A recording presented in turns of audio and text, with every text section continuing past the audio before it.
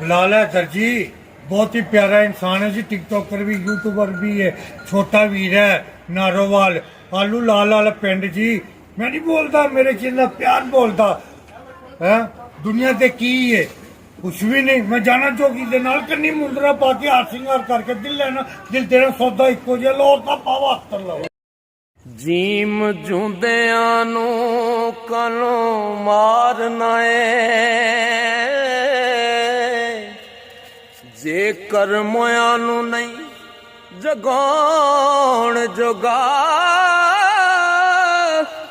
ओ मिले रूहां नू क्यों न खेड़ना है जेकर विछड़े नहीं मलाण जोगा